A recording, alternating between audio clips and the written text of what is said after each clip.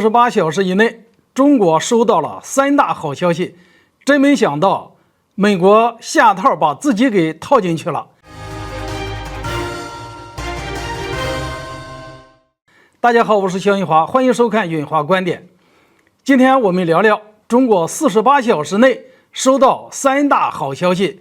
美国用佩洛西对华下套，结果套住了自己。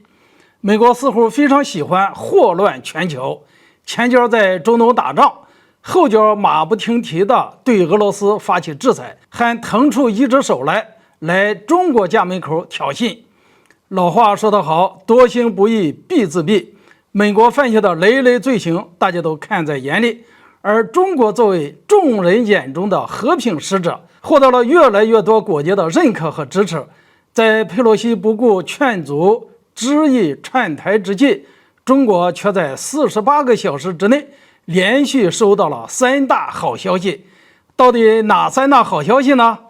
第一好消息，当佩洛西为了自己的政治生涯刻意挑衅中国的时候，消息人士透露，有10个国家希望加入上合组织，其中包括沙特阿拉伯、卡塔尔、阿联酋、叙利亚等国。这意味着什么呢？意味着该组织即将进入新的一轮扩大规模的潮流。目前已经有越来越多的国家对上合组织表现出前所未有的兴趣。21年前，上合组织在上海宣布成立，但是申请加入该组织的国家中不乏有美国的盟友，可见美国的影响力在衰退，越来越多的国家不再愿意跟随美国的步伐。这一次扩容一旦成功，将直接影响到中国未来在国际政治安全领域的决策，从而带动更多的国家在政治和安全上更加依靠中国。众所周知到目前为止，中国在国际上的影响力主要体现在经济层面，没有国家不愿意和中国做生意，所以这次扩容不仅可以让世界看到中国能极大缓和地区安全压力，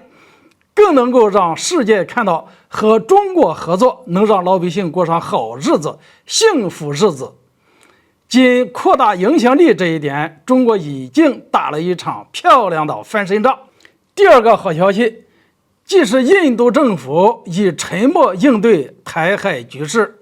这下中国笑而不语，美国却气到吐血。其实佩洛西串台之后，除了韩国避嫌，美国的其他盟友态度都很微妙，尤其是最受美国看好的印度，直接闭口不言。印度经过一番研究以后新德里认为对台海问题保持沉默才是目前最佳的反应。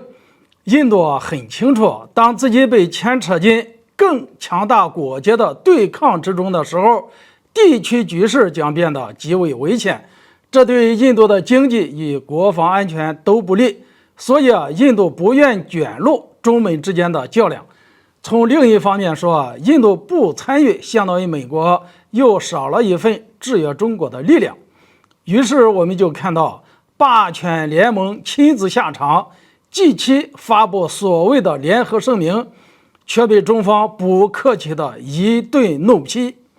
第三个好消息，则是美国政府在强大的外界压力下先认怂了。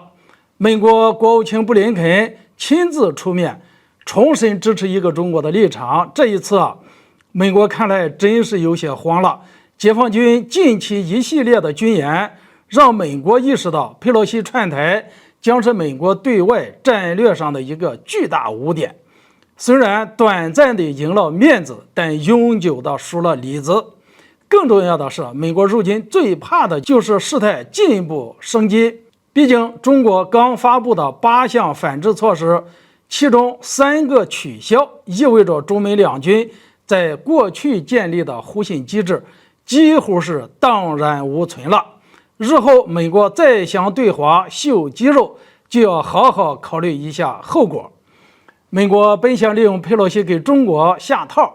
最后却把自己给套进去了，还失去了所剩无几的公信力。从全世界的反应来看，中国是和平的推动者，美国是世界稳定的破坏者。今天这个话题就聊到这里，欢迎大家留言交流，下次见。